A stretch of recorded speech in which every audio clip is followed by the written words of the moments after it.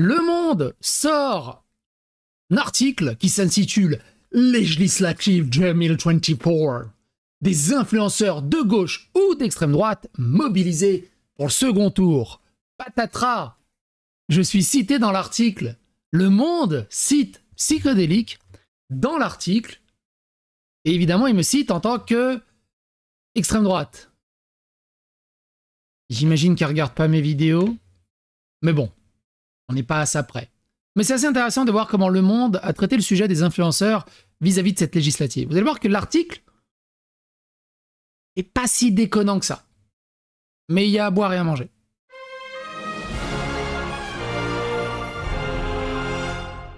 Attention, please. Alors je l'aurais pas vu, hein. C'est un grand merci à vous qui l'avez vu, qui l'avez spoté. Moi je serais passé à côté, parce que je lis pas Le Monde. Rarement. Législative 2024, des influenceurs de gauche ou d'extrême droite mobilisés pour le second tour. Vous avez remarqué, hein, de gauche ou d'extrême droite, pas d'extrême gauche. Vous vous souvenez aussi de l'argument ouais, mais non, mais l'extrême droite, c'est de l'extrême droite, c'est de la droite, c'est de l'extrême droite, dis-le que t'es d'extrême droite, y a pas de mal à dire que t'es d'extrême droite, ah t'es d'extrême droite. Puis là on dit, mais vous êtes d'extrême gauche. Alors non, non, c'est pas d'extrême gauche, non, la gauche, Mélenchon, la France Insoumise, c'est pas de l'extrême gauche, tout ça en train de se justifier. Les différentes initiatives de créateurs de contenu visant à faire barrage au Rassemblement national n'auront pas suffi à empêcher ce dernier d'arriver en tête du scrutin dimanche. Malgré les déceptions et face au contentement des influenceurs d'extrême droite, l'heure est à la remobilisation. Pour l'heure, silence radio. Alors que le Rassemblement... Alors l'article il date d'hier. Il a été posté hier à 19h35. Alors il a été modifié. Je me demande ce qu'ils ont modifié. Pour l'heure, silence radio. Alors que le Rassemblement national a récolté dimanche 30 juin 33,1% des suffrages exprimés dans le pays. Au premier tour des élections législatives, Squeezie n'a pas commenté publiquement ses résultats. C'est étonnant. Comme certains de ses jeunes fans l'auraient souhaité. 2 semaines plus tôt, le youtubeur avait appelé à voter contre le parti d'extrême droite, entraînant dans son sillon une forte mobilisation de créateurs de contenu. On ne va pas revenir là-dessus. Allez dans la playlist qui est dédiée aux législatives ou même la playlist qui est dédiée à Squeezie, vous retrouverez la chronologie des événements là-dedans. Certains de ses homologues ne l'ont néanmoins pas attendu. La honte, pas mal, rien n'est joué. Sur les réseaux sociaux, les analyses et les opinions des uns et des autres, de la gauche jusqu'à l'extrême droite, et pourquoi ils disent pas de l'extrême gauche jusqu'à l'extrême droite? Chelou quand même. Continuait d'affluer lundi, mettant en lumière un monde de l'influence scindé, comme les bancs de la future Assemblée nationale dans les projections actuelles en 2 blocs principaux. Merci Kevin, et merci, j'ai pas eu le temps de dire bonjour, c'est vrai, mais un grand merci pour votre présence, un grand merci pour tous ceux qui regardent mes vidéos. N'hésitez pas à vous abonner, liker, clocher, c'est le moment ou jamais de faire rayonner la psychosphère, de profiter de l'algorithme qui est assez sympathique avec ma chaîne. Donc c'est le moment où jamais partagez mon contenu, abonnez-vous, rejoignez la chaîne, parlez-en autour de vous. Parce qu'après les législatives, quand on va revenir sur des sujets plus communs, on va tomber dans l'oubli, on va sombrer dans l'oubli. Je vais devenir un no-name. Assemblée nationale dans les projections actuelles en 2 blocs principaux. L'initiative du stream populaire, on en a parlé aussi, on va pas revenir dessus, se désolant du score élevé du camp de Jordan Bardella, l'Instagrammeuse Sally écrit peu après 20h, dimanche soir, ce soir est tristement historique. Dans une longue publication, la jeune femme qui s'était attachée ces dernières semaines à démonter à travers plusieurs vidéos l'argumentaire de Jordan Bardella et à alerter quant à la libération d'une parole raciste, juge qu'Emmanuel Macron a ouvert un boulevard à l'extrême droite. Emmanuel Macron a ouvert surtout un boulevard à l'extrême gauche, harcelante, au woke, à l'intimidation, à 1984, à cette idéologie mortifère. Il a ouvert un boulevard à l'extrême gauche. Vous avez vu combien de sièges va avoir le Front populaire à l'Assemblée nationale? C'est incroyable. Et encourage ceux qui le suivent à se rendre à nouveau dans les urnes le 7 juillet prochain. C'est une question de survie, assène-t-elle, navrée. Ces mots deviennent rapidement viraux, à mesure que d'autres personnalités du web, telles que Chloé Gervais ou Horty, s'en font le relais. Cette dernière, connue pour ses lives sur la plateforme de streaming Twitch, figurait il y a 2 semaines parmi les signataires d'une tribune de créateurs d'Internet en faveur du nouveau Front populaire. Lundi matin, malgré sa déception de voir le RN en tête des votes, elle appelait à une remobilisation. Ce n'est pas perdu, restons concentrés. Et on va le voir après dans une prochaine vidéo sur tout ce qui se passe autour des désistements et de toutes les magouilles pour combattre le RN. C'est-à-dire qu'ils sont prêts à vendre père et mère, ils sont prêts à vendre leurs âmes au diable plutôt que le RN passe. Ils sont prêts à négocier avec des fichiers S, avec des criminels, avec des délinquants, avec des racailles, avec des islamistes radicaux, avec des homophobes, avec des antisémites notoires, mais faut battre le RN. On va voir ça après. Même son de cloche chez le streamer Kameto qui a profité de l'entre-deux-tours pour sortir de la réserve à laquelle il s'était jusqu'ici astreint. J'emmerde le RN et le 7 juillet, la jeunesse doit se mobiliser pour éviter la catastrophe, écrit sur X, celui qui se décrit comme un fils d'immigré. No shit Sherlock, on l'aura jamais deviné. Mais ce qui est rigolo, alors tout ça on va pas revenir sur Kameto, on en a parlé dans une précédente vidéo. Allez sur la précédente vidéo où je crois que j'ai mis Kameto dans le titre, il me semble, si j'ai pas de bêtises. Mais on va avancer.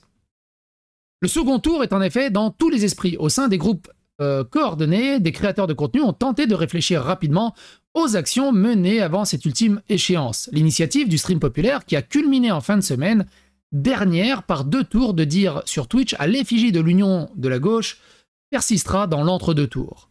Et ce, malgré le succès limité de l'événement. La pétition plafonne pour le moment à 2700 signatures. Je vous rappelle que c'est une pétition de stream populaire avec des streamers qui ont des millions de followers dedans, il y a 2700 signatures. Nous aimerions, et souvenez-vous, on a fait une vidéo où j'ai regardé le stream populaire pendant 10 minutes. Je vous en ai proposé 30 secondes, ça restera dans les annales. Sans eux. Nous aimerions organiser un nouveau marathon dès ce jeudi 4 juillet. Pourquoi ils attendent le 4 juillet? Pourquoi ils font pas H24? Annonce le journaliste Kassim Montilla. Comment un journaliste peut prendre position, ne pas avoir une neutralité. Pour moi, il devrait perdre son accréditation de journaliste. À la manœuvre dans un communiqué interne que le monde a pu consulter. C'est le moment de bouger vos contacts influenceurs ou influenceuses qui auraient gardé une position neutre pour le moment. On ne leur demande pas de s'engager frontalement pour le NFP, mais il est temps de prendre position en faveur du front républicain. On verra s'il y a d'autres signataires. Je suis très très curieux. Alors c'est écrit en tout petit, c'est dommage. Ah oui, Mister MV, on l'avait noté. Alors, je vais zoomer voir vite fait. Mister MV, on l'avait lu, hein. Il disait chial, blablabla. Ponce, on l'avait lu aussi. Par contre, Nathalie, on l'avait pas lu. On lâche rien, c'est encore que des estimations, ça peut changer. On a fait un super score malgré les fake news, les mensonges, les manips de propagande. Est-ce que vous avez vu des fake news et des manips de propagande de la part des influenceurs d'extrême droite ou de droite? Ou des médias? À part ces news, vite fait, qui donnaient un peu la parole à la droite, 95% des médias, c'était de l'instrumentalisation, une propagande de masse digne de 1984, on va pas se mentir, digne du bloc de l'Est de l'Allemagne. Et ils osent dire « Ouais, Bolloré, c'est news, c'est scandaleux, il matrixe les cerveaux des gens. » Vous avez vu le nombre de médias qui matrixent le cerveau des gens? Vous avez vu l'éducation nationale qui matrixe le cerveau des jeunes? Mais ça vous pose pas de problème. Je sais, c'est la honte. Moi, alors, qu'est-ce qu'il dit, Nathalie? Je sais, c'est la honte. Moi aussi, j'ai envie d'insulter tout le monde, mais pas le temps. On se repose un peu et ça repart. On met des messages dans son hall d'immeuble. On parle à ses voisins. On se rapproche des militants de sa région et surtout continuer les édits. Et fort d'influence en vue du second tour. De l'autre côté de l'échiquier, je trouve que l'article, mine de rien, du Monde est plutôt neutre. Ce qui est plutôt cool, mine de rien. Franchement, ça va. De l'autre côté de l'échiquier, chez les vidéastes d'extrême droite, alors on n'est pas tous d'extrême droite, moi je suis pas d'extrême droite, je suis même pas de droite, moi je suis apolitique. Ça serait bien un petit erratum, et je suis apolitique. Démerdez-vous avec ça, bordel de merde. Vous arrivez à dire à quelqu'un, t'es une femme, ah, non je suis un homme, t'es transphobe, oh pardon, excusez-moi madame. Sur une simple déclaration, par contre moi qui vous déclare que je suis apolitique, vous me mégenrez politiquement au bout d'un moment. Et c'est pas bien. C'est haram de mégenrer les gens politiquement. Je m'identifie comme apolitique. Merci de respecter mon genre. Bref. De l'autre côté de l'échiquier, chez les vidéastes, c'est pas le genre, ouais, non, mais t'es une gonzesse. Mais je te dis que je suis... Ça marche pas comme ça, au bout d'un moment, un peu de respect quand même. De l'autre côté de l'échiquier, chez les vidéastes d'extrême droite qui placent depuis plusieurs semaines leur pion en faveur d'un vote pour le RN, L'heure est à l'enthousiasme. Dans une story publiée sur Instagram, dimanche soir, Georges Mataran, donc Jordito, youtubeur identitaire passé chez les médias Valeurs Actuelles et Livre Noir, rebaptisé Frontières, se délecte une bière à la main comme satisfait de la campagne numérique de l'extrême droite à laquelle il a activement participé. Bon bah, c'est pas mal tout ça. C'est tellement notre jour, profitez. Les gars, profitez les gars, démocratiquement on les éteint avec leurs règles du jeu. Exulte de son côté le TikToker Le Braque, il est très cool à suivre hein, Le Braque d'ailleurs. Alors je regarde jamais ses TikTok mais sur Twitter il est rigolo. Qui a publié pas moins de... C'est le plus... comment il s'identifie lui? Comment il dit déjà? C'est le meilleur noir de France, je crois un truc comme ça. Qui a publié pas moins de 6 vidéos à ce sujet depuis l'annonce des résultats de l'élection. Ouh, bosseur Le Braque. Certains influenceurs de cette frange soutenant Jordan Bardella de façon assumée, devant les résultats du premier tour, se moquent aussi de leurs rivaux de gauche. Alors c'est rigolo parce que on soutient de façon assumée. Parce que tu vois, dans un monde... Moi comment je sous-texte ça?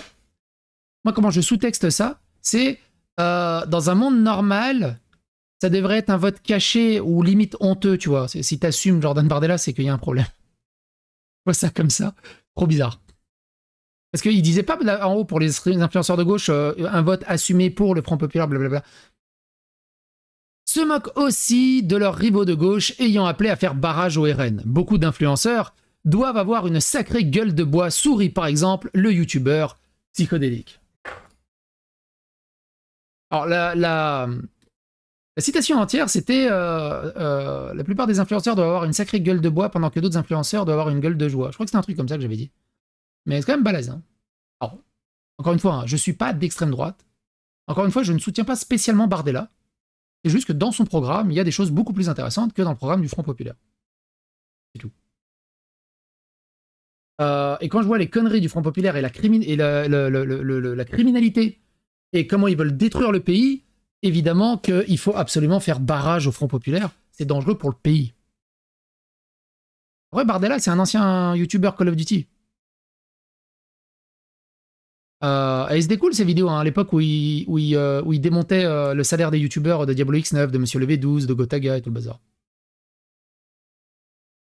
Et oui, alors ceux qui se considèrent comme musulmans LGBT islamistes, alors là...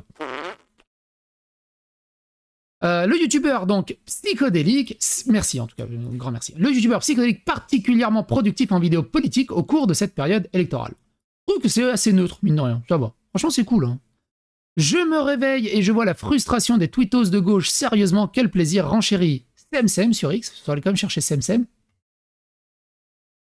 Je suis assez content, hein. Je passe devant Semsem. Hein. Par contre, ils ont ni cité Cro-Blanc, ni moi et Semsem. Le Braque. Ah non, il y a Jordito, Le Braque, moi et Semsem. Les quatre cavaliers de l'apocalypse de l'extrême droite.